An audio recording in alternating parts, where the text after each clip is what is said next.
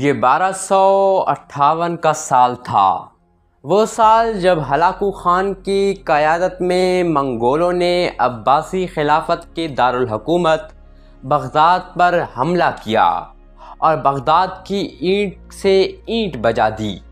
Hulagu Khan نے Baghdad میں خون کی ندیاں بہا دیں۔ اس سال بڑے بڑے واقعات پیش آئے اور مسلمانوں نے بہت تکلیفیں سہیں۔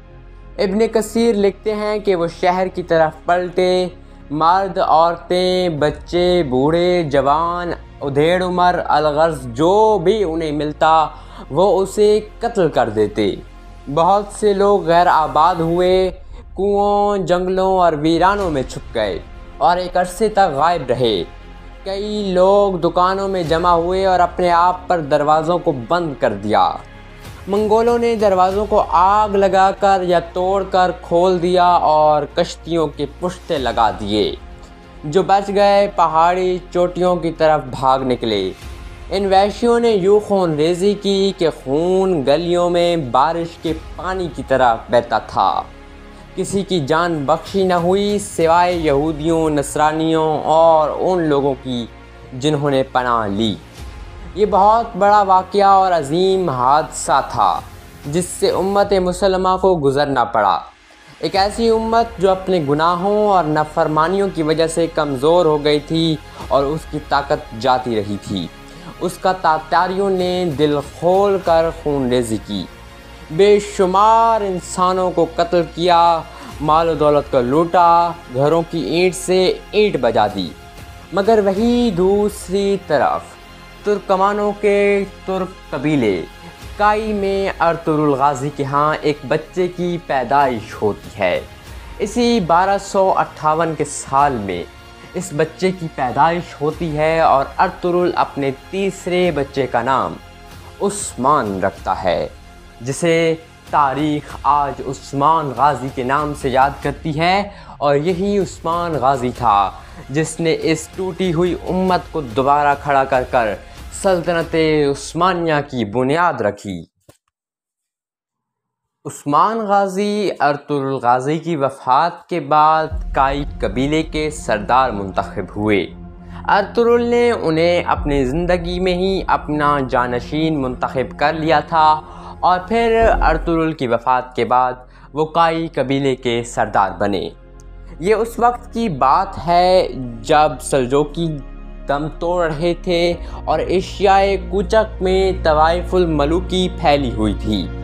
عثمان نے اپنے والد کی طرح پہلے تو سلجوقی سلطنت کی اطاعت جاری رکھی، مگر جیسے جیسے سلجوقی سلطنت کمزور ہوتی گئی اور ساتھ ہی امارات بنتی گئیں تو عثمان نے بھی اپنی امارت کا اعلان کیا۔ عثمان غازی اپنے والد ارطغرل غازی کے مشن پر گامزن رہے۔ 1284 میں عثمان نے پہلی بار بازنطینیوں کے خلاف اپنی پہلی جنگ لڑی، مگر اس جنگ میں عثمان غازی کو شکست ہوئی۔ عثمان نے یہ جنگ بازنطینی گورنر آیا نکولا کے خلاف لڑی تھی۔ آیا نکولا ایناگول قلعے کا گورنر تھا اور تاریخ میں یہ عثمان غازی کا سب سے بڑا دشمن تھا۔ اس نے کئی سالوں تک عثمان کی راہ میں رکاوٹیں کھڑی کیں اور کئی سالوں تک عثمان اور ایناگول قلعے کے گورنر کی دشمنی جاری رہی اور بالآخر اس دشمنی کا انجام نکولا کی موت پر ہوا۔ 1284 میں عثمان اور نکولا کی فوجیں آمنے سامنے آئیں اور عثمان غازی کو شکست ہوئی۔ اس کے ساتھ ہی عثمان غازی کے بھتیجے بایوجا بھی اس جنگ میں شہید ہوئے۔ بایوجا سوچیبے کا بیٹا تھا اور عثمان کو اپنے بھائی کے بیٹے سے بہت محبت تھی۔ ان کی شہادت کا غم عثمان کو کھائے جا رہا تھا۔ عثمان نے بازنطینیوں سے ان کی شہادت کا بدلہ لینے کا فیصلہ کیا اور یہی وجہ تھی کہ عثمان غازی نے 1284 ہی میں ایک اہم بازنطینی قلعے قلوجہ حصار پر حملہ کیا اور قلوجہ حصار قلعے کو فتح کر لیا۔ اپنے تھوڑے سے سپاہیوں کے ساتھ عثمان نے قلوجہ حصار قلعے کی اینٹ سے اینٹ بجا کر آرمینی بیلی کی جنگ کا بدلہ لیا اور بازنطینیوں کو شکست دی۔ اس طرح عثمان غازی نے پہلی بار اپنا ایک قلعہ فتح کیا تھا جسے تاریخ میں قلوجہ حصار کے نام سے جانا جاتا ہے۔